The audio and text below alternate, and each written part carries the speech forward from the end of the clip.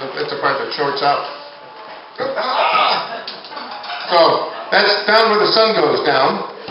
That's Kim Cusack on the clarinet here. Kim joined this band in 1958, and he didn't go to Purdue, but we couldn't find certain guys at Purdue. But this was never an official Purdue organization because they'd have nothing to do with us.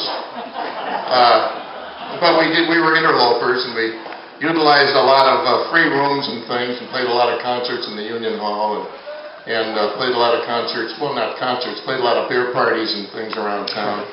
Hacker's Cabin, and here, yeah, especially here. Well, this is the only house on the hill where you could do the backstroke and beer in the basement. Tommy Bartlett started with a band around 1958 as well, as a young boy coming to Purdue. And many miles, many funny stories. Said still in the band. Oh, who hasn't? Yeah. We have Mike Walbridge back there on the tuba. Mike was another 1958 guy. Mike lives in Chicago. He's still a 1958er. But amazing how these guys hang in when they have a great vacation policy. We have a wonderful vacation policy with this band. We're off almost 50 weeks a year. And if you guys will have us here next year, is it okay to leave our stuff?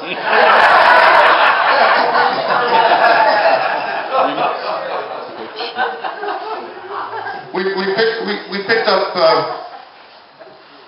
Andy Shum back there on the drums. He's also a terrific cornet player. Some of you met Andy last year here. And Andy's from Chicago. And that's what we do. I told Andy, I said, look around the band here, Andy. There's a lot of openings coming up soon.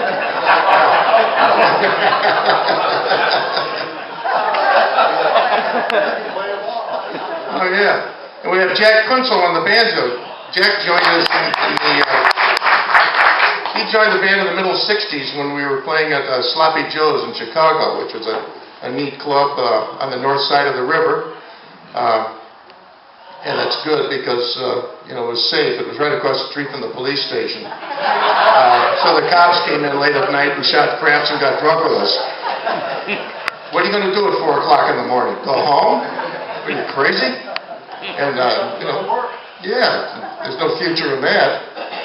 And now Tom Hanshaw, of course, he's been sitting in with this band since he was a pledge here at the SAE house. And Tom still comes back once a year for his annual gig. I'm still a pledge. Yeah.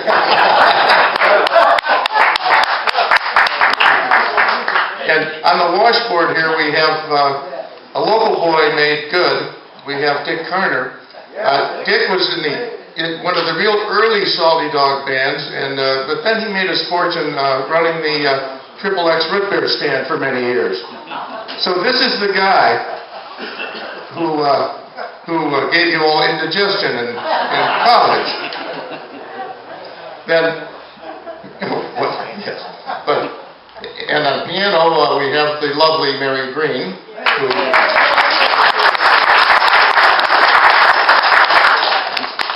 Mary joined the band a couple of years ago after John Cooper passed. John was our piano player since 1952 when he joined the band when he was at Lafayette Jefferson High School.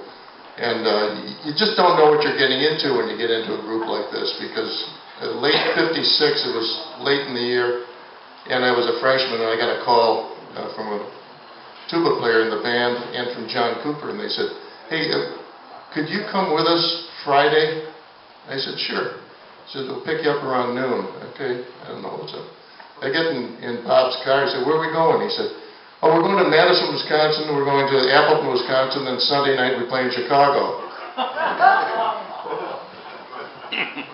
So, since then I've never had a cornet case without a toothbrush in it. And that was 56, that was my first soiree with the Salty Dogs. But in those days, there was a lot of stuff at the point. These bands were revival bands.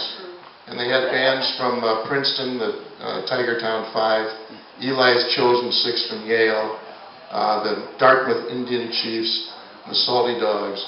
And the Salty Dogs are still active, doing it, and still making the big bucks. Yeah, the huge bucks.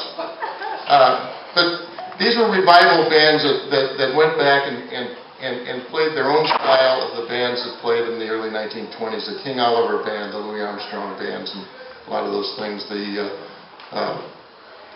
The great bands out of Chicago, you know, that were in those days. Chicago was a mecca of that, but the real mecca of jazz in those days was Indiana, because that's where the Jeanette Studios were. They all went there to record. Hoagie Carmichael and the boys came out of Bloomington, and Indiana was just hotter than hell. Eddie Condon and all, and then we followed in their footsteps. Their footsteps were not very straight, but we followed in their footsteps. So here's a song.